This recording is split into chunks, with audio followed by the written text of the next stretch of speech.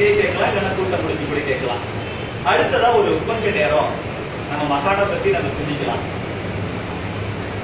இப்படிப்பட்ட ஒரு மகான் அவருக்கே நம்ம வேலை பார்க்கணும் அப்படிங்கிறது ஒரு ரொம்ப ரொம்ப ஒரு திருப்தி கொடுக்கக்கூடிய ஒரு விஷயம். அவர் வாழ்க்கையை பார்த்தோம்னா அழகா வந்துட்டு விவேகானந்தரை பத்தி நம்ம குறிப்பிட்டு பேசினா, விவேகானந்தரோட ஒரிஜினல் நேம் எல்லாருக்கும் தெரிஞ்சிருக்கும் நினைக்கிறேன், நரேந்திரநாத். அவர் 1893 அமெரிக்கால போய் பேசி உலகம் முழுவதும் இந்திய நாட்டுக்கும் இந்து மதத்துக்கும் இங்க உள்ள மக்களுக்கும் நல்ல பேர் வாங்கி கொடுத்தார். தன்னுடைய 29 வயசுல போய் அமெரிக்கால கலக்குன்னு கலக்கிட்டு வந்தார். அடுத்த 4 வருஷம் இந்தியாவுக்கே அவங்க விடல. டெய்லியும் அமெரிக்கா ஐரோப்பான்னு பல கண்டங்கள் வந்துட்டு பல விஷயங்கள் பேச ஆரம்பிச்சார். அந்த நரேந்திரநாத் தத்து போல நமக்கு நரேந்திர மோடி கிடைச்சிருக்கிறார். இன்னைக்கு பாரத நாடு வந்துட்டு உலகம் முழுவதும் இவ்வளவு புகழோடு இருக்குன்னா நிச்சயமா ஒரு முக்கிய காரணம். அவர் வாழ்க்கையை பார்த்தோம்னா ரொம்ப ஒரு ஆன்மீகமான வாழ்க்கை. ராஜ ரிஷி உண்மையாவே அவர் ராஜா மட்டும் இல்ல, ரிஷியும் கூட. சின்ன வயசுல பார்த்தோம்னா அவர் என்ன செஞ்சிருக்காருன்னா சும்மா குளத்துல எல்லாம் போய் குதிப்பார். ஒரு குளம் வந்துட்டு முதலைகள்லாம் இருக்கக்கூடிய ஒரு குளம், பயமே அறியாம அதுல போய் குதிச்சு விளையாடுவார். ஒரு டைம் வந்துட்டு ஒரு முதலை குட்டி அவர் வந்துட்டு கீரடிச்சு ரத்தத்தோட பாதிக்கப்பட்டுலாம் வந்திருக்கிறார். இன்னொரு டைம் ஒரு முதலை குட்டியை பிடிச்சு விடிக்க வந்தார். பயமே என்னன்னு தெரியல. சில மகான்களோட வாழ்க்கையில மட்டும்தான் இந்த மாதிரி விஷயம்லாம் நடக்கும். அப்புறம் சின்ன வயசுலயே பார்த்தோம்னா அவருக்கு ஆன்மீக நாட்டம் அதிகமா இருக்கு. 2 வருஷம் வந்துட்டு இமயமலையில போய் சுத்தி இருக்கிறார். நிறைய பேருக்கு தெரிஞ்சிருக்க வாய்ப்பு இல்ல. சின்ன வயசுல 2 வருஷம் இமயமலையில வீடுகளாம் தெரியாது, எங்க போனாரு எப்படியாச்சும் எங்கேயோ போயிட்டான் நினைச்சுக்கிட்டான். இமயமலையில போயிட்டு அங்க போயிட்டு தியானம் பண்றது. இப்ப கூட இந்த பத்ரிநாத் கேதார்நாத் எல்லாம் போயிருப்பாரு, நீங்க பாத்துருக்கலாம். 14-15 மணி நேரம் உட்காந்து தியானம் பண்ணார். அது சின்ன வயசுல உள்ள விஷயம் தான். இந்த அளவுக்கு உட்கார வைக்கிறது இல்லைன்னா கண்டினியூஸா அவன் நேரம் தியானம் பண்ண முடியுமா?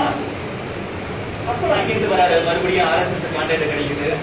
கடைசியா ராமகிருஷ்ண மடத்தோட சுவாமிஜி இப்ப ரீசெண்டா இறந்து போயிட்டார். அவர்கிட்ட போய் தீட்சை வாங்க போறாரு. அப்பதான் அவரு சொல்றாரு, இந்த வாழ்க்கைங்கிறது உனக்கு வெறும் ரிஷி வாழ்க்கை கிடையாது, ராஜ வாழ்க்கை உனக்கு காத்திருக்கிறது. இது உனக்காக மட்டுமில்லை, இந்த தேசம் ஒன்னாலதான் உலகம் முழுவதும் பேசப்படக்கூடியதா மாறப்போகுது. அதனால முழுசா சன்னியாசம் இருக்க வேண்டாம். நீ ராஜ ரிஷியா இருக்கணும், போ பாலிடிக்ஸ்க்கு போ. உன் மனசு என்ன சொல்லுதோ அதை அப்படியே கேளு. உன்னை எங்கேயே எழுதிட்டு போவோம், உனக்காக இல்லை இந்த தேசத்துக்காக படிக்கப்பட்டது. அப்படி அவரு சொல்லி அனுப்புறார். அதுக்கப்புறம் தான் அவர் தீவிரமா வந்துட்டு RSSல வேலை பார்க்கிறார். சின்ன வயசுல இருந்து எளிமைனா எளிமை, தியாகம்னா தியாகம். அவ்வளவு RSSல இருக்கக்கூடிய எல்லாரும் அப்படிதான் இருப்பாங்க, அதெல்லாம் சந்தேகம் இல்லை. நம்ம பார்த்திருக்கிறோம். நான் சென்னைக்கு வந்தப்பறம் என் வாழ்க்கையில கிடைச்ச மிகப்பெரிய நல்ல விஷயமா நினைச்சுக்கிறது 2004 RSS கேம்ப் அட்டெண்ட் பண்ணதுதான். அதுதான் மனசுல மாத்தோம். அவ்வளவு தியாக வாழ்க்கை வாழ்றார். மறுபடியும் தெரியும் 2000 பார்த்தோம்னா குஜராத்தோட முதல்வராக வர வேண்டிய ஒரு சூழ்நிலை வந்த கொஞ்ச நாள்லயே பார்த்தோம்னா அந்த மத கலவரம் ஆரம்பிக்குது. அதுல எந்த அவரை பத்தி தப்பா பேச ஆரம்பிக்கிறார். நம்ம மனசாட்சிக்கு வந்துட்டு உண்மையா இருந்துட்டா போதும், நேர்மையா இருந்துட்டா போதும், வேற எதை பத்தியும் கவலைப்பட வேண்டாம். நேர்மையான மனிதன் எங்க போய் சேரணுமோ அப்படி உங்களை கொண்டு போய் சேர்க்கறதுக்கு கடவுள் என்னென்ன பண்ணுவார். அப்படிதான் நரேந்திர மோடியை பத்தி தப்பாவே பேச வச்சார். அவர் செய்யறதெல்லாம் நல்லது, ஆனா பேசுறவங்க அவரை பத்தி தப்பா. நீங்க நல்லா ஒரு விஷயத்த சொன்னா கூட ஒருத்தர் பத்தி கொஞ்சம் பொறுமையா தான் பரவும். ஒருத்தர் பத்தி நீங்க தப்பா சொல்றீங்கன்னா காட்டு தீ போல பரவும். அப்படிதான் நரேந்திர மோடியை பத்தி தப்பா சொல்ல ஆரம்பிச்சாங்க. குஜராத்ல அவர் செஞ்சுக்கிட்டு இருந்தது எல்லாமே நல்லது, ஆனா வெளியில பேசுறது எல்லாமே அவரை பத்தி தப்பா பேசி நாடு முழுவதும் நரேந்திர மோடினே யாரும் காமிச்சிட்டாங்க. அவரும் 3 டைம் வந்துட்டு எலெக்ஷன் நின்று ஜெயிச்சுட்டாரு. திடீர்னு பார்த்தோம்னா எப்போ ஒரு மனுஷன் இங்க வெளியில எல்லாருமே தப்பா பேசிக்கிட்டு இருக்கிறாங்க, ஆனா அவர் தொடர்ந்து ஜெயிச்சுட்டே இருக்கிறாருன்னா உள்ள என்னதான் நடக்குதுன்னு சொல்லி மத்த மாநிலத்தில் உள்ளவங்க வெளிநாடுகளில் உள்ளவங்க எல்லாம் அங்க போய் பார்க்க ஆரம்பிக்கிறான். அங்க போய் பார்த்தா யார்கிட்டையும் எதுவுமே கேட்க வேண்டாம், எல்லாம் காமி. குடிக்கிற தண்ணிக்கு கஷ்டமா இருந்த குஜராத்ல அவ்வளவு சின்ன டேம்ஸ் எல்லாம் கட்டி தண்ணி பிரச்சனையே கிடையாது. இன்ஃப்ராஸ்ட்ரக்சர் அவங்க சூப்பரா கொண்டு போய் வந்திருக்காரு. பார்க்கிற எல்லாம் சும்மா இல்ல, இவ்வளவு பெரிய ஒரு நல்ல தலைவரா இருக்கிறாரு, இவரை போய் எல்லாம் தப்பா சொல்றானே சொல்லி எல்லாத்தையும் வந்துட்டு எழுத ஆரம்பிக்கிறான், பேச ஆரம்பிக்கிறான். நரேந்திர மோடி தான் யாரு மக்களுக்கு ஏற்கனவே தெரியும், ஆனா அது வரைக்கும் தப்பா புரிஞ்சு வச்சிருக்காங்க, தப்பா கேட்டு வச்சிருக்காங்க. மத்தவங்க நல்லதை எழுத ஆரம்பிச்ச உடனே இப்படிப்பட்ட ஒரு தலைவனா நரேந்திர மோடி எங்க ஆட்சிக்கு போகும்போது வேலையில்லா திண்டாட்டம் அவ்வளவு இருந்துச்சு. ஆனா அவர் 10 ஆண்டு ஆட்சியில தொடர்ந்த உடனே ஆவரேஜா ஒரு சாதாரண ஒரு குடிமகன் குஜராத்ல மினிமம் இன்கம் 10,000 ரூபாய் மாசம். சாதாரண அதுதான் குறைந்தபட்ச மாச சம்பளம். அப்படிங்கிற அளவுக்கு பொருளாதாரம் உயர்ந்து போச்சு. ஊழல்ங்கிறது கொஞ்சம் கூட கிடையாது. இதுக்கு முன்னாடி ஐஏஎஸ் ஆகக்கூடிய எல்லாருமே தமிழ்நாட்டில் வேலை பார்க்கணும்னு ஆசைப்படுவோம் ஒரு காலகட்டம். இன்னைக்கு எல்லாம் மாறி போச்சு. ஆனா நரேந்திர மோடி இன்னைக்கு குஜராத்தோட சிஎம் வந்தாரோ அன்னையில இருந்து ஐஏஎஸ் ஐபிஎஸ் பாஸ் பண்ணக்கூடிய ஒவ்வொருத்தரும் நான் குஜராத்ல வேலைக்கு போகணும், குஜராத்ல வேலைக்கு போகணும்னு ஆசைப்பட்டு இருக்கிறான். ஏன்னா அத்தனை நேர்மையான ஆபீசரை கூப்பிட்டு நல்ல பொறுப்பு கொடுத்து எது கரெக்டா செய், பயப்படாது.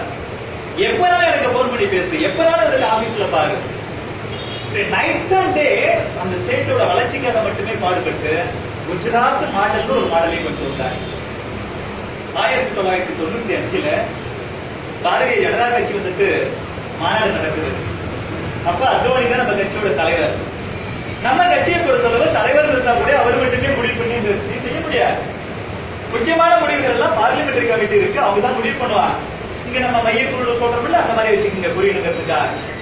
ஆனா அத்வானி வழக்கத்துக்கு மாறா அந்த மாநாடு நடக்கும் போது 1996 பொது தேர்தல பாரதிய ஜனதா கட்சி வாஜ்பாய் தலைமையில் சந்திக்கும், நாம ஜெயிக்க போறோம், ஜெயிச்சா நம்ம அடல் பிஹாரி வாஜ்பாய் தான் பிரதமர் சொல்லிட்டார். எல்லாம் ஷாக் ஆயிட்டாங்க. ஏன்னா நம்ம கட்சியோட பண்பு அது இல்லையே, வழக்கம் அது இல்லையே.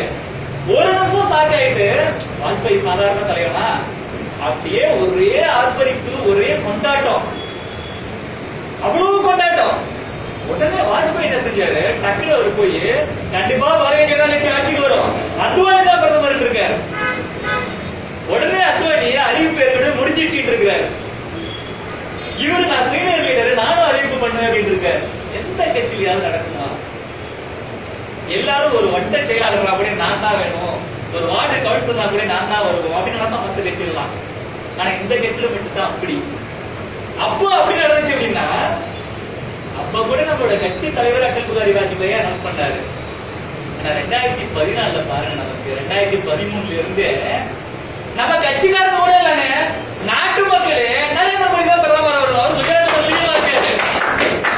நாட்டு மக்கள் நரேந்திர மோடி பிரதமர் வரணும், நரேந்திர மோடி பிரதமர் வரணும். உங்களிடத்தே உண்மையும் நேர்மையும் இருக்குமானால் கடவுளுக்கு தெரியும் உங்களை எங்கே வைக்கிறீர்கள். உங்களுக்கு குதிரை எப்படி பறக்க வேண்டும் என்று அந்த கடவுளுக்கு தெரியும். அந்த கடவுள் தான் மக்கள் மனசுல புகுந்து நரேந்திர மோடி தான் அந்த நாட்டோட பிரதமரா வரணும் வரணும் சொல்ல வச்சு கட்சிக்கு வேற சாய்ஸே இல்ல. இரண்டா மக்கள் எல்லாம் அப்படி சொல்றாங்க. அப்ப கட்சி அந்த கட்டளையை ஏத்துக்கிட்டு நரேந்திர மோடி தான் பிரதமர் வேட்பாளர். ஆனா அப்பவும் கிளப்பி விட்டாங்க. அத்வானி ஜிங்கிறது மகான் எந்த அளவுக்கு பேசப்படுமோ இன்னும் அந்த அளவுக்கு பேசப்படல அப்படின்னு நினைக்கிறேன். அத்வானிஜி வாஜ்பாய் வந்துட்டு இவர் தான் பிரதமர் வேட்பாளர் சொல்லி முடிச்சாலும் கூட கொஞ்சம் பேர் எப்படி கிளப்பி விட்டாங்க அப்படின்னா, இவர் இப்படி வெளியில சொல்லிட்டாருங்க, ஆனா உள்ளுக்குள்ள அந்த அளவுக்கு ஒரு மனப்பூர்வமா சொல்லலைங்கிற மாதிரி ஒரு கருத்தை கிளப்பி விட்டாங்க. அவர் தானே ஃபர்ஸ்ட் சொன்னாரு. வாஜ்பாய் கூட அவர்கிட்ட கேட்டாரா கூட்டம் முடிஞ்ச போறோம், எங்க என்ன அனௌன்ஸ் பண்ண போறீங்க, அட்லீஸ்ட் எங்கேயாவது நீங்க சொல்லிருக்க கூடாதா அப்படின்னு. அதுக்கு அத்வானி சொன்னாரா, நான் சொல்லியிருந்தா நீங்க விட்டுருப்பீங்களா? அடுத்த ஒரு முன்ன இருக்கிறது அத்வானி எனக்கு ரொம்ப பீக்ல இருந்தாரு. உண்மையா சொல்ல போனா வாஜ்பாயை விடவும் கூட அன்னைக்கு அத்வானிக்கு புகழ் அதிகம். அதுதான் உண்மை. கட்சியோட தலைவராக இருக்காரு, அவர் பிரதமர் வேட்பாளர் அறிவிச்சிருந்தா அவர் தான் அன்னைக்கு யாரும் எதிர்க்க மாட்டாங்க. ஆனா அந்த நல்ல மனுஷன், தியாக மனுஷன் அன்னைக்கு அப்படி அறிவிச்சாரு. ஆனா மக்கள் மத்தியில சில பேர் கட்சிக்காரங்களே இல்ல எதிர்கட்சிக்காரங்களே மீடியாவே இல்ல இவர் மனப்பூர்வமா சொல்லல சொன்னப்பறம் என்னதான் செஞ்சிருக்கிறார். அப்பதான் அது வந்து சவாலா மோசடி ஊழல் வருது. அவர் பாக்குறாரு எலெக்ஷன் வரும்போது ஏற்கனவே இவர் மேல முழு மனப்பூர்வமா இவர் சொல்லலன்னு சொல்லி ஒரு வதந்தி வந்துருச்சு, ஒரு குற்றச்சாட்டு.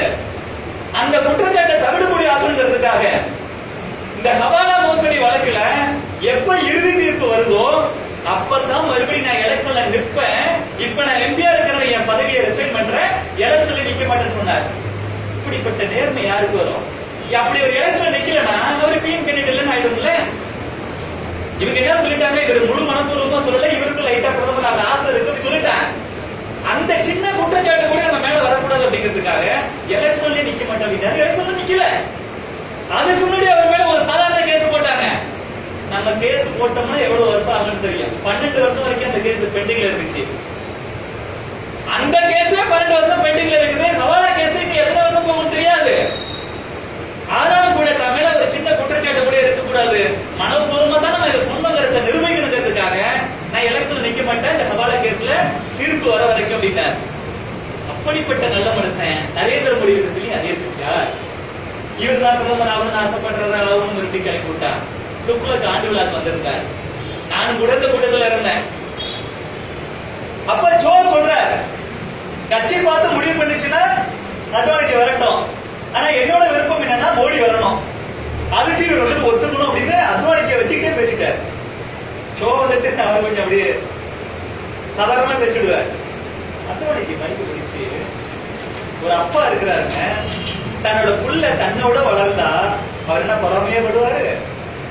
ஒவ்வொரு அப்பனுக்கும் தன்னோட புள்ள வந்துட்டு தன்னோட பெருசா வந்துச்சுன்னா ரொம்ப பூரிப்பு தான். அப்படித்தான் எனக்கும் அப்படின்னாரு. தியாகி, உண்மையிலே மாபெரும் தியாகி. அப்படிப்பட்ட இயக்கத்தில் இருக்கிறோம் நாங்க. 2014 நரேந்திர மோடிக்கு வந்துட்டு பிரதமர் வேட்பாளரை நிறுத்தணும். பிரதமர் ஆனார். அன்னையில இருந்து என்ன நடக்குதுன்னு எல்லாருக்கும் தெரியும். மன்மோகன் சிங் ஒரு மிகச்சிறந்த பொருளாதார மேலே சந்தேகம் இல்லை. ஆனா அவர் படிச்சுட்டு அப்படி விட்டு வந்தாரு. கிரவுண்ட் லெவல்ல என்ன நடக்குதுன்னு முழுசா தெரியாது அவருக்கு.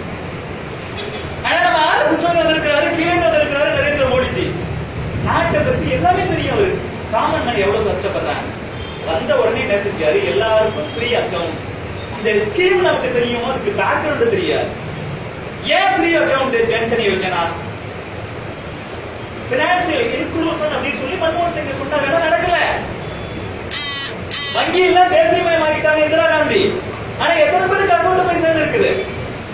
போகல. ஏன் அக்கௌண்ட் மக்கள் ஓபன் பண்ணல? போனோடனே அவன் என்ன செய்யறான், அக்கௌண்ட் ஓபன் பண்றதுக்கு ஒரு காசு கேட்கறான். அந்த 500 ரூபாய் 1000 ரூபாய் கட்டுறதுக்கு பயந்துக்கிட்டு யாரும் அக்கௌண்ட் ஓபன் பண்ண மாட்டேங்கிறான். 500 ரூபாய் 1000 ரூபாய் கட்டி அக்கௌண்ட் ஓபன் பண்ணிட்டாலும் கூட மறுபடியும் மினிமம் பேலன்ஸ் இருக்கணும், இல்லைன்னா ஃபைன் போடுவான். இதெல்லாம் யோசிக்கிறாரு அவரு. வேண்டாம், நான் தான் கேரண்டி. எல்லா அரசு பேங்க் என்ன செய்யணும் அப்படின்னா, யார் வந்துட்டு அக்கௌண்ட் ஓபன் பண்ண விரும்பினாலும் ஃப்ரீயா ஓபன் பண்ணி விடு அப்படின்னாரு.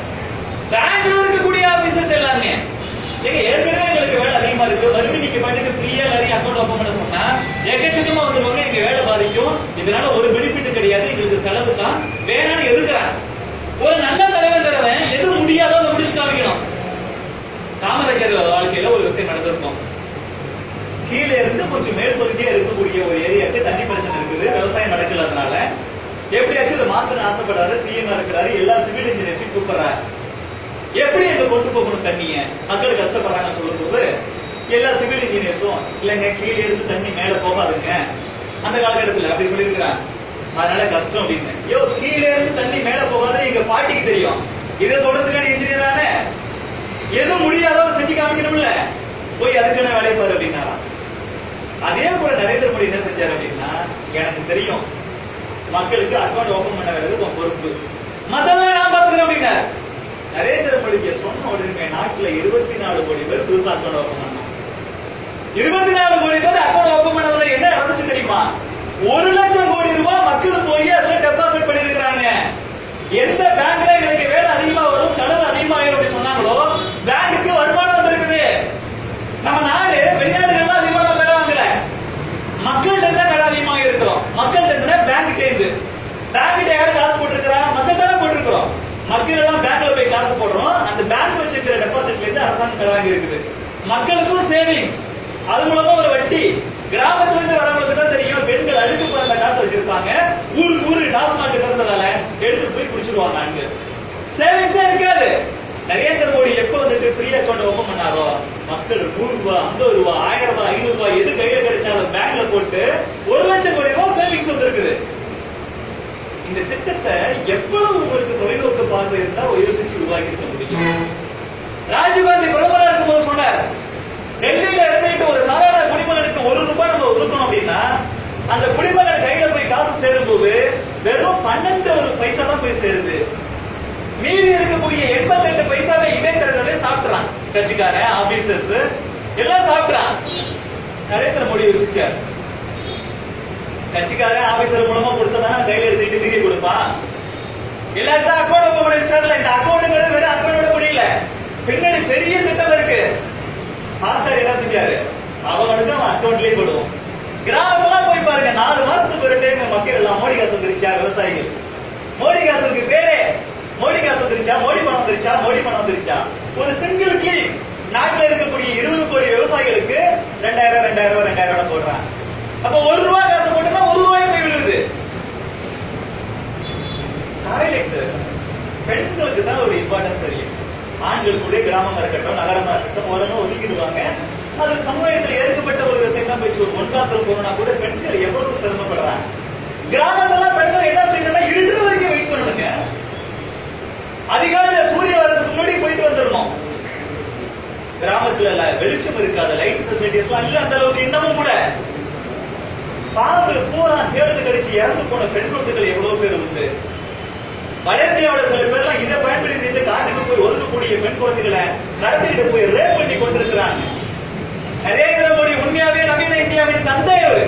எல்லா பெண்களையும் தன்னோட மகள்களை பார்த்து என்ன செஞ்சாருன்னா, எந்தெந்த வீட்டுல எல்லாம் டாய்லெட் இல்லையோ உடனே டாய்லெட் கட்டணும். தூய்மை இந்தியா திட்டம் வெறும் ரோட பெருக்கிறது மட்டும் இல்ல, இந்த வெளிப்புறமா திறந்த வெளியில மலம் கழிக்கிறது மூலமா கோடிக்கணக்கான மக்களுக்கு வந்துட்டு வியாதி வருது. இது எல்லாம் போக்கணும்னு சொல்லி எந்தெந்த வீட்டுல எல்லாம் கழிவறை இல்லையோ 12,000 ரூபாய் காசு உங்க அக்கௌண்ட்ல போடுற. 1 பைசா யார்கிட்ட போயிட்டு நீங்க லஞ்சம் கொடுக்க வேண்டாம். டாய்லெட் கட்டுறான். நான் கூட எங்க கிராமத்துல என்ன பண்ணோம் அப்படின்னா, எங்க ஜாதி மக்கள் இருக்கக்கூடிய அந்த தெருவுல போனோம், தலித் மக்கள் இருக்கக்கூடிய எங்க ஊர்ல பரையர் மட்டும்தான், பரையர் இருக்கக்கூடிய அந்த தெருவுல போனோம். வெறும் டாய்லெட் இல்லாம ஒரு பைலட் பேசிஸ்ல டாய்லெட் கம் பாத்ரூம் கட்டணும். இங்க என்ன எவ்வளவு செலவாகுதுன்னு பாத்துக்கலாம் சொல்லி பாத்ரூம் நம்ம வீட்டுல எப்படி டைல்ஸ் எல்லாம் போட்டு நீட்டா வச்சிருக்கோமோ அதே மாதிரி நீட்டா இருக்கணும்னு சொல்லி 44,000 ரூபாய் செலவானிச்சு. 12,000 ரூபாய் கவர்மெண்ட் வாங்கிட்டோம், மீதி பணம் நாங்க போட்டோம். பார்த்தா அப்படியே சூப்பரா இருக்கும். நம்ம வீட்டுல போனோம்னா எப்படி டாய்லெட்ஸ் பாத்ரூம் அழகா நல்லா அந்த டைல்ஸ் போட்டு சூப்பரா இருக்குமோ அதே கூட கட்டி கொடுத்துருக்கோம். அது மக்களுக்கு கொஞ்சம் நல்லா போய் விளம்பரம் ஆனதுக்காக ரச்சிராஜா கூட ஊருக்கு கூட்டு போய் அதை கருத வைக்க சொன்னோம். அதே போல நிறைய கட்டலாம்னு சொல்லி ஒரு ஆசை. நமக்கு தெரிஞ்ச நண்பர்கள் நிறைய இருக்கிறாங்க. நீங்க ஒரு டாய்லெட் கட்டி கொடுங்க, நீங்க ஒரு டாய்லெட் கட்டி கொடுங்க அப்படி கேட்டுக்கலாம். இது ஒரு மாடலா காமிச்சு கேட்ட கட்டி கொடுக்க நிறைய பேர் இருப்பாங்க. நான் ஒரு 100வது ஊர்ல கட்டணும், இங்க ஒரு 50, அந்த தெருவில் ஒரு 50 கட்டி கொடுக்கணும் ஒரு ஆசை. இப்ப எல்லா வீட்லயும் பார்த்தோம்னா பெண்களோட மானம் சம்பந்தப்பட்ட விஷயம் இது. இயற்கை உபாதைங்க. நமக்கு எங்கேயோ டிராவல் வெளில சாப்பிடுறோம், வயிற்று தான் போகும். ரெஸ்ட் ரூம்ல எப்படி தனி மனிதனுக்கு உணவு இல்லைன்னு இந்த ஜகத்தினை அழித்து விடுற பாரதியார் சொன்னார். வயிறு பசிக்கும் போது உங்களுக்கு உணவு இல்லைன்னா எவ்வளவு துன்பமோ அதை விட 100 மடங்கு துன்பம் வயிறு வலிக்கும் போது முறையான வசதி இல்லைங்கிறது. அதை நரேந்திர மோடி செஞ்சுக்கோங்க. எனக்கு தெரிஞ்ச ஒரு நண்பர் ப்ரொஃபசர் வேளச்சேரியில சங்கீதா ஹோட்டலுக்கு ஆப்போசிட்ல ஒரு வீடு இருக்கு. அவர் சொன்னார், சார் இந்த பிரைம் மினிஸ்டர் ஆவாஸ் யோஜனா நான் ரெஜிஸ்டர் பண்ணி வச்சேன், வீடு கட்ட ஆரம்பிச்சேன் சார், 2,10,000 என் அக்கௌண்ட்ல வந்து வந்துச்சு சார். ஒருத்தர் லஞ்சம் கொடுக்கல. வீடு இல்லாத கோடிக்கணக்கான பேருக்கு நரேந்திர மோடி வந்து வீடு கட்டி கொடுத்திருக்கிறார். இதெல்லாம் நம்ம பேப்பர்ல படிக்கல, காதுல கேட்கறத சொல்றவங்க கூட. இன்சூரன்ஸ் இந்த சென்னை மாதிரி இடத்துல நம்ம ஒழுங்கா பைக் ஓட்டு நம்மளோட வரவை எப்படி ஓட்டுவான்னு தெரியாது. நம்ம எல்லாம் 100 வயசுக்கு மேல வாழணும், கடவுள் வந்துட்டு ஆசீர்வதிப்பார். ஆனாலும் ஏதாச்சும் ஒரு தவறு நடந்து போய் திடீர்னு இறந்து போயிட்டோம்னா அந்த குடும்பம் நிராதரவா நிக்க கூடாதுங்கிறதுக்காக ஆக்சிடென்ட்ல யாராச்சும் இறந்து போயிட்டாங்கன்னா 2 லட்சம் ரூபாய் இன்சூரன்ஸ் வருஷத்துக்கு வெறும் 12 ரூபாய் தான், மாசம் 1 ரூபாய் தான். லைஃப் இன்சூரன்ஸ் 330 ரூபாய் வருஷத்துக்கு. உலகத்துல எங்கேயுமே கிடையாது இந்த மாதிரி இன்சூரன்ஸ் எல்லாம். இதுக்கு முன்னாடி இந்த ஆயுஷ்மான் பாரத் பத்தி சொன்னாங்க. நாட்டில் இருக்கக்கூடிய 50 கோடி மக்களுக்கு வருஷத்துக்கு 5 லட்சம் ரூபாய் வரைக்கும் ஃப்ரீ இன்சூரன்ஸ், மெடிக்கல் இன்சூரன்ஸ். இன்னைக்கு கவர்மெண்ட்ல வேலை செய்யறவங்களுக்கே பென்ஷன் கிடையாது. ஆனா அட்டல் பென்ஷன் யோஜனா 18 வயசுல இருந்து 40 வயசு வரைக்கும் நீங்க இருந்தீங்கன்னா மாசம் மாசம் கொஞ்சம் கம்மி தான். நானே இதை சேர்ந்திருக்கிறேன். நாங்க ஒரு 300 இருக்கணும்ல, என் கூட இருக்கக்கூடிய பிரபலத்தை எல்லாம் சேர வைக்கணுங்கிறதுக்காகவே நானும் சேர்ந்திருக்கிறேன், நீங்களும் சேருங்க. எனக்கு மாசம் 902 ரூபாய் தான் பிடிக்கிறாங்க என் சேலரியில இருந்து. 60 வயசுக்கு மேல மாசம் 5,000 ரூபாய் கிடைக்கும். ஒரு கணவன் மனைவி 2 பேர் மட்டும் இருக்கிறதா வச்சுக்கலாம். சின்ன வயசுல இருந்து இந்த மாதிரி மாசம் அதிகபட்சம் ஒரு 1000 ரூபாய் கட்டிட்டு வரான்னு வச்சுக்கலாம். 60 வயசுக்கு அப்புறம் ஆளுக்கு 5,000 தான் 10,000 ரூபாய் கிடைக்கும்.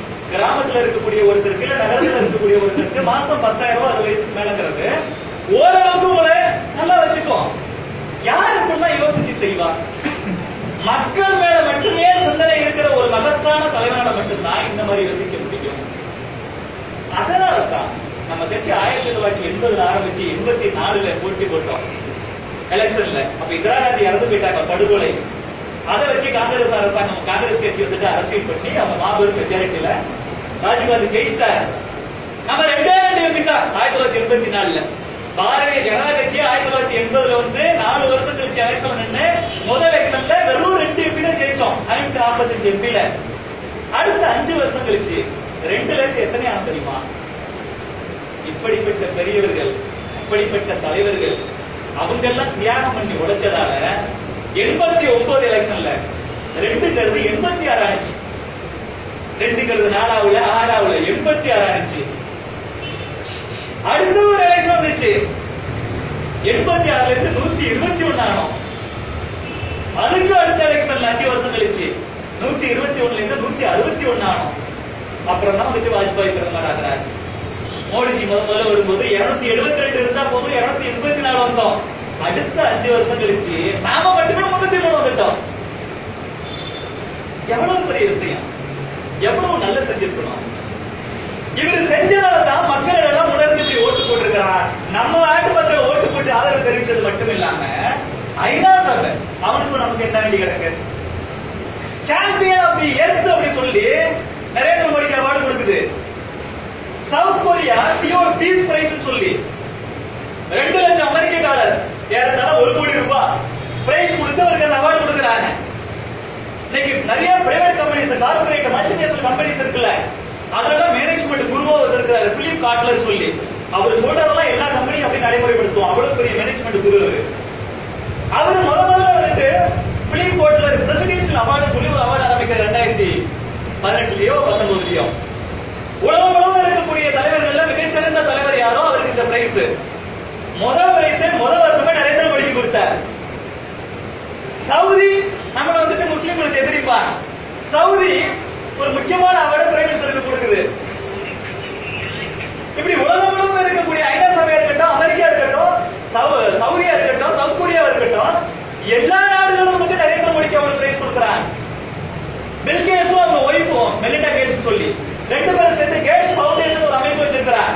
அந்த அமைப்பு சொல்றது நரேந்திர மோடி இந்தியாவோட பிரைம் மினிஸ்டர் வரதுக்கு முன்னாடி இங்க தூய்மை என்பது, சுகாதாரம்ங்கிறது, கழிப்பறைங்கிறது 40% கூட கிடையாது.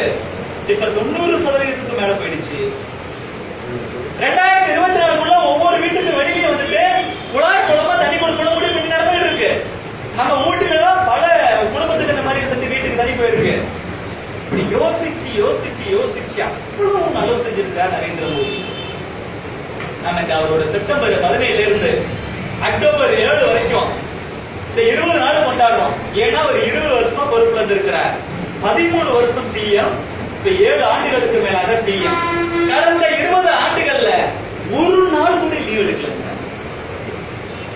யார் இப்படி வேலை பார்ப்பா? ஒரு நாளைக்கு வரும் 3.5 மணி நேரம் தூக்கம். அன்னைக்கு அமெரிக்காவோட பிரசிடண்டா இருந்த பராக் ஒபாமா சொல்றாரு, நான் கூட 4 மணி நேரம் தூங்குறேன், இந்த மனுஷன் வெறும் 3.5 மணி நேரம் தூங்குறாரு. அதனாலதான் ஒபாமா அமெரிக்காவோட பிரசிடண்டா இருக்கும் பொழுது ஒரு ஸ்கூல் டீச்சர் நம்மளால அங்க போயிருக்கிறார் பிரைம் மினிஸ்டர். ஒபாமா கிட்ட கேட்கிறாங்க, நரேந்திர மோடி கூட ஒரு போட்டோ எடுத்துக்கணும். அவர் உடனே வாங்க எடுத்துங்க. இந்த அம்மையை வந்துட்டு செல்ஃபி எடுக்கும் போது இந்த அம்மையா இருக்கு, நரேந்திர மோடி இங்க வந்துட்டு ஒபாமா போட்டோ எடுத்து பார்த்துட்டு, மிஸ்டர் ஒபாமா நீங்க கொஞ்சம் தள்ளி எடுத்துக்கணும், நான் நரேந்திர மோடி கூட மட்டும்தான் போட்டோ எடுத்துக்கணும். எப்படி ஒரு மனுஷன் இருந்தா வெளிநாட்டில் உள்ள மக்கள் கூட இவ்வளவு அவர் மேல பாசத்தை காமிக்க முடியும்? வெளிநாட்டில் இருக்கக்கூடிய அத்தனை இந்தியர்களும் இவர் எந்த நாட்டுக்கு போனாலும் மோடி மோடி மோடி தொட்டு மலையில கூட காத்திருந்து ஏன் கத்துறான்? காங்கிரஸ் அரசாங்கம் 10 வருஷமா இருக்கும் பொழுது இந்த நாட்டை பத்தி தவறான எண்ணங்கள். என்னைக்கு விவேகானந்தர் அன்னைக்கு 1893 அமெரிக்கா போகும்போது இது பாம்பாடிகளின் தேசம், இது பைத்தியக்காரர்களின் தேசம் இருந்துச்சு. இவர் போய் பேசி இந்த தேசம் எப்படிப்பட்ட தேசம் பெருமையை உண்மையை சொன்னார். அதே போல நரேந்திர மோடி ஆட்சிக்கு வந்த பிறகு உலகம் முழுவதும் போறார். அந்த நாட்டு தலைவர்களை பார்க்கிறார், அந்த நாட்டில் இருக்கக்கூடிய பிசினஸ் மேன் எல்லாத்தையும் பார்க்கிறார். இதுவரைக்கும் நீங்க பார்த்த இந்தியா வேற, இது புதிய இந்தியா. இங்க நேர்மை எல்லாமே அன்இன்டரப்டட் பவர் சப்ளை கொடுக்கிறோம். வந்து உங்க கம்பெனி ஆரம்பிங்க, 1 பைசா கூட லஞ்சம் கொடுக்க வேண்டாம். எங்க இளைஞர்கள் படித்தவர்கள், நேர்மையானவர்கள், திறமையானவர்கள், ஹார்ட் ஒர்க்கர்ஸ், இங்க வந்து வேலையை ஆரம்பிங்க. எல்லார்ட்டையும் பேசுறாரு. இவர் வார்த்தையில சத்தியம் இருக்குது. சாதாரணமா ஒரு மனுஷன் ஒரு விஷயம் சொன்னா அது வெறும் வார்த்தை, அவனை கடைபிடிச்சு சொல்றான்னா அது மந்திரம். இவரோட மந்திர வார்த்தைகளுக்கு கட்டுப்பட்டு வெளிநாட்டில் இருக்கக்கூடிய அத்தனை கம்பெனி இன்னைக்கு வரான். அதனால தான் 2 வருஷத்துக்கு முன்னாடி வரைக்கும் அந்நிய செலாவணி, ஃபாரின் டைரக்ட் இன்வெஸ்ட்மெண்ட், FDI சொல்லுவோம், இது அதிகமான நாடு சீனா, இன்னைக்கு நம்பர் 1 இந்தியா. உலகத்தில் இருக்கக்கூடிய எல்லா கம்பெனிஸும் இங்க வர வேலை வாய்ப்பு கிடைக்குது. நான் உங்ககிட்ட கடன் கேட்டு வாரு அப்படின்னா நான் தானே உங்க வீட்டுல வந்து உங்களுக்கு பார்க்கணும். அப்படிதான் நரேந்திர மோடி போறார். இங்க உள்ள ஒரு ஊரா சுத்துறாருமா. 20 வருஷத்துல ஒரு நாள் கூட தலைவலிக்குது ஜுரம் லீவ் போடல, ஓய்வு சொல்லி ஒரு நாள் கூட ஓய்வு எடுக்கல. வெளிநாடுகளுக்கு போகும்போதெல்லாம் அங்க போய் பார்த்தேன் இங்க போய் பார்த்தேன், சுற்றுலாளர்களை பார்க்கல. எல்லா பிரைம் மினிஸ்டர் வெளிநாடு போகும்போது பிளைட் வந்துட்டு டெக்னிக்கல் சார்ஜ்னு ஒரு டேம் உண்டு. ஏர்போர்ட்ல நிற்பாங்க, நைட்டு ஃபுல்லா வந்துட்டு பிளைட்டை சர்வீஸ் பண்ணுவாங்க. அப்பெல்லாம் எந்த ஊர்ல பிளைட் நிக்குதோ அந்த ஊர்ல இருக்கக்கூடிய ஸ்டார் ஹோட்டல்ல போய் பிரைம் மினிஸ்டர் தங்குவாங்க. நரேந்திர மோடி ஸ்டார் ஹோட்டல்ல போய் தங்கல, ஏர்போர்ட்லயே தங்கிக்கிட்டு வேலை பார்க்கறாரு. இப்போ கூட ஒரு போட்டோ பார்த்துக்கலாம், அமெரிக்கா போகும்போது பிளைட்லயே ஃபைல்ஸ் பார்ப்பார். ஓய்வுங்கிறத பார்க்கவே நாட்டி நரம்பு எல்லாம் தேசபக்தியும் மக்கள் நலனும் இருக்கிறதால தான் இப்படி கொஞ்சம் கூட ஓய்வு இல்லாம உழைக்க முடியுது. ஆனா இங்க இருக்கக்கூடிய எத்தனையோ பேரு சிஎம் ஆனது என்னமோ தந்தை தயவுலாம் சிஎம் ஆயிட்டு திடீர்னு விளம்பரத்துக்காக ஒரு சைக்கிள் 20 கிலோமீட்டர் கார்ல போயிட்டு ஒரு 2 கிலோமீட்டர் சைக்கிள் பண்ணி அதை போட்டு எடுத்துட்டு பெருசா காமிப்பான். அதுல ஒரே சைக்கிள் இல்ல, மோட்டார் சைக்கிள் இருக்கு. அந்த மாதிரி இவங்க எல்லாம் வெளிநாடு மருத்துவத்துக்காக போறாங்க. ராகுல் காந்தி எதுக்காக போறாரு யாருக்கும் தெரியல, நமக்கு தெரியும், ஆனா மேடையில சொல்ல முடியறதில்ல. ஆனா இந்த தலைவர் அப்படி இல்லையே, நாட்டுக்காக தானே போறாரு. அப்படிப்பட்ட தலைவர் நமக்கு கிடைச்சிருக்கிறார். உண்மையாவே இந்த பாரத தேசம் பாலின் குருவாக மாறியே விட்டது. ஆட்சிக்கு வந்த உடனே மறுவருஷத்துல 2015 இருந்து ஜூன் 21 சர்வதேச யோகா சொன்னார். உலகத்தில் இருக்கக்கூடிய ஐநா சபையில மட்டும் 193 நாடுகள் இருக்கின்றன. பெருவாரியான நாடுகள் ஆதரவு தெரிவிச்சு இன்னைக்கு முஸ்லீம் நாடுகள் முதற்கொண்டு ஒவ்வொரு ஜூன் 21 இந்து தர்மம் பரவதி எல்லாம் யோகா செய்யறாங்க. ஐநா சபையோட சீஃப் யோகா செஞ்சுட்டு 10 நிமிஷம் சூரிய நமஸ்காரம் பண்ணிட்டு உடம்பு நல்லா இருக்கின்றார். இனிமேல மாநில சபா இருக்கிற வரைக்கும் உலக நாடுகள் ஃபுல்லா ஜூன் 21 யோகா தினம் கொண்டாடப்படும். பாரத நாட்டோட பெருமை, இந்த இந்து தர்மத்தோட பெருமை ஓங்கி உயர்ந்து கொண்டே இருக்கும். நரேந்திர மோடி தான் செஞ்சார். அப்படிப்பட்ட தலைவர் கிடைச்சதுக்கு, அப்படிப்பட்ட தலைவரோட கட்சியில நம்ம வேலை பார்க்கறதுக்கு, நிர்வாகியா இருக்கிறதுக்கு நம்ம மனப்பூர்வமா வந்துட்டு கடவுளுக்கு நன்றி சொல்லணும். ஆனா மனசுல முழு நிறைவு இருக்கலாம். அதோட சொல்லி இந்த உரையை நான் நிறைவு செய்யலாம் இருக்கிறேன்.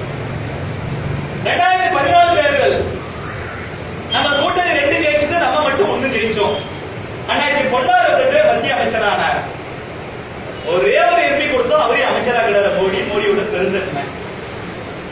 கடந்த 5 வருஷம் 2014 இருந்து 19 வரைக்கும் தமிழக அரசியல் வரலாற்றுல வேற எந்த அமைச்சரும் செய்யாத ஒரு விஷயத்தை கோடி கோடி கோடி கோடியா தமிழகத்துக்கு கொண்டாந்து சேர்த்தாரு பொன்னாரு. நரேந்திர மோடி வாரி வழங்கினார் தமிழகத்துக்காக. தமிழர்கள் மேல அவருக்கு அவ்வளவு பற்று. அண்ணாச்சி பொன்னார் வந்துட்டு பம்பளமா மோடிஜி போல வேலை பார்த்தார். அவரோட தொகுதிக்கு மட்டும் இல்லாம தமிழகம் முழுவதும் ஆயிரக்கணக்கான கோடி மத்திய அரசாங்கம் வாங்கி மாநிலத்துக்கு செஞ்சார். அந்த 2014 எலெக்ஷன்ல அப்படியே மேற்கு வங்காளம் நம்ம 0 எம்பி, அந்த 2014 பக்கத்துல இருக்கக்கூடிய தெலுங்கானா நம்ம 0 எம்பி, தமிழகம் அண்ணாச்சி ஒரு எம்பி ஒரு மந்திரி. அடுத்த 5 ஆண்டுகள் தமிழகத்தில் இவ்வளவு சிறப்பா அண்ணாச்சி ஆயிரக்கணக்கான கோடியில நல்லது செஞ்சிருந்தார். 2019 என்ன செஞ்சிருக்கணும்? நரேந்திர மோடி 2014 284 ஜெயிச்சாரு. 5 ஆண்டுகள் சிறப்பா வேலை செஞ்சதால 2019 303. வெஸ்ட் பெங்கால்ல நமக்கு 0 2014. நம்ம திட்டங்களை அதிகமா கொண்டு போய் சேர்க்கறதுக்கு ஆள் இல்ல. நரேந்திர மோடி என்ன முடியுமோ அவர் டைரக்டா செஞ்சு பார்த்தாரு. அங்க உள்ள கட்சிக்காரங்க என்ன செஞ்சாங்க? நரேந்திர மோடி அதை செஞ்சிருக்காரு இதை செஞ்சிருக்காரு சொல்லி மக்கள்கிட்ட உண்மையை சொல்லி 2014 எலெக்ஷன்ல மேற்கு வங்கத்துல 0 எம்பியா இருந்த பாரதிய ஜனதா கட்சி 2019 18 எம்பி ஆனோம். 0 இருந்து 18 மிகப்பெரிய வளர்ச்சி. 2014 தெலுங்கானால 0 இருந்த பாரதிய ஜனதா கட்சி மோடி அரசாங்கத்தோட நல்ல திட்டங்கள் தெலுங்கானா மக்களுக்கு சொன்னதால 2019 4 எம்பி வந்தோம். இங்க 0 இருந்த 4 ஆகுது, மேற்கு வங்கத்துல 0 இருந்து 18 ஆகுது. இவ்வளவு ஆயிரக்கணக்கான கோடி ரூபாய் நரேந்திர மோடி தமிழகத்துக்கு கொடுத்தோம். நம்ம அண்ணாச்சி பம்பரமா ஓடி தமிழகம் முழுவதும் இவ்வளவு நல்லா செஞ்சோம். ஒரு எம்பியில இருந்து 2 நாளும் ஆயிருக்கணும் இல்ல, நம்ம என்ன செஞ்சுட்டோம்? 0 ஆயிடுச்சு. காமராஜரை தோக்கடிச்சது மாதிரி அண்ணாச்சி தோக்கடிச்சாங்க. அத்தனையும் பொய்யா சொல்லி தோக்கடிச்சான். காமராஜருக்கு இந்திரா காந்திக்கு கனெக்ஷன் சொல்லி போய் சொல்லி தோக்கடிச்சா. காமராஜர் டெய்லி நைட் ஃபாரின்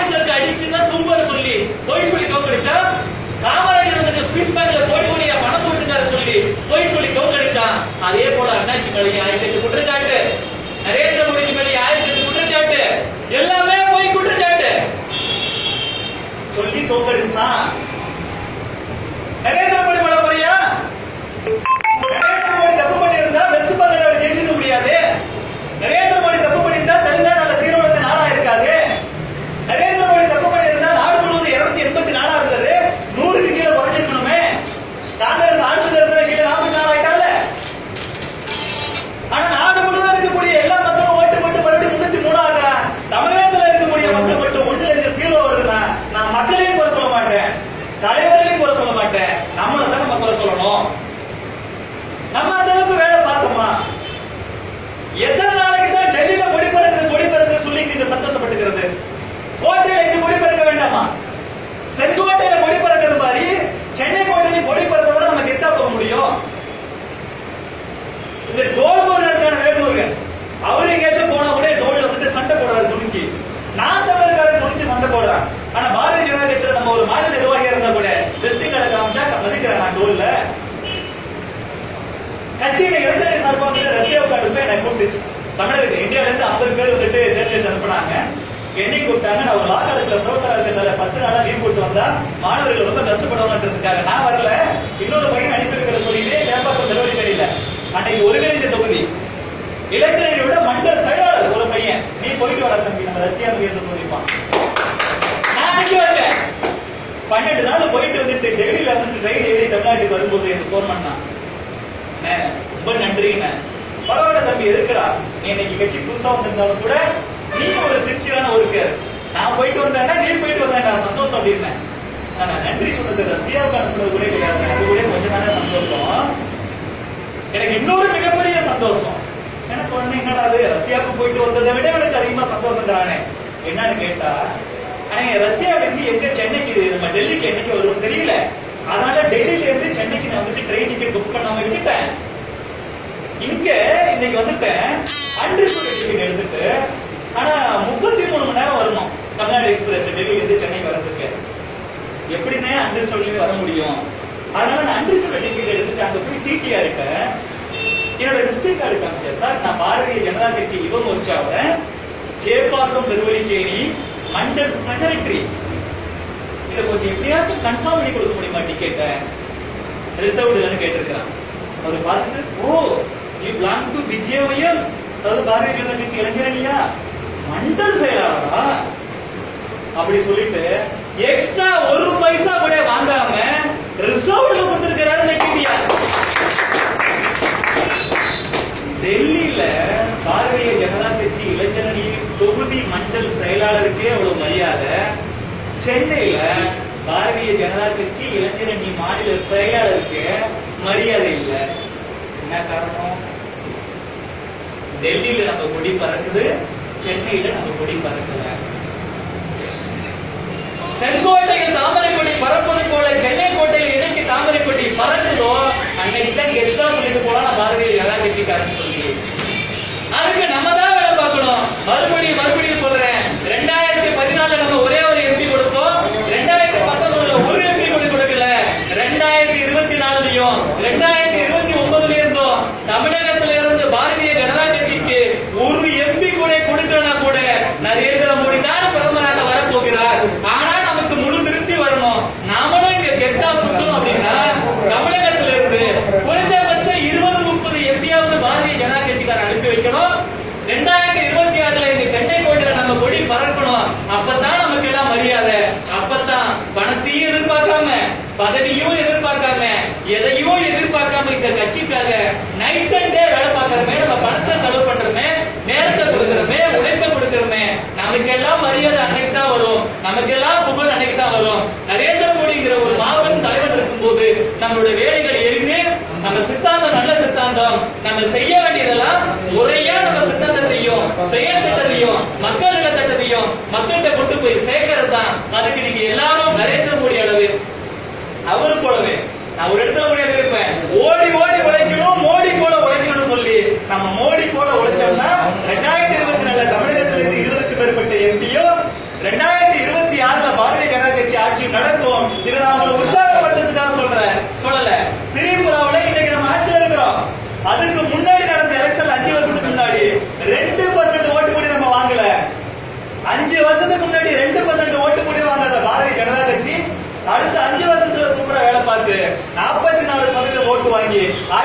முடிச்சிட்டோம். இன்னைக்கு நம்ம 4 எம்எல்ஏ இருக்கிறோம். வர 2026 எலெக்ஷன்ல 124 எம்எல்ஏ ஆகி நிச்சயமா தமிழகத்தில் நம்ம ஆட்சியை பிடிப்போம். அதற்கு நாம் அனைவரும் ஒற்றுமையாக இருந்து கடுமையாக பணியாற்ற வேண்டும். இந்த நல்ல நாளில் உங்கள் அனைவரையும் சந்தித்ததை மிகப்பெரிய ஒரு மகான் பற்றி அவருடைய வாழ்க்கையில் நடந்த ஒரு சில விஷயங்களையும் அவருடைய மக்கள் நல திட்டங்களையும் தேசபக்திய சிந்தனைகளையும் உங்களோடு பகிர்ந்து கொள்வதில் நான் மிகவும் மகிழ்ச்சி அடைகிறேன். எனக்கு இந்த வாய்ப்பை ஏற்படுத்தி கொடுத்த சிவ தொண்டர், பட்டினத்தார் தொண்டர், அருமை அண்ணன் குமரேசன் அவர்களுக்கு நெஞ்சார்ந்த நன்றிகளை தெரிவித்துக் கொள்கிறேன். நன்றி.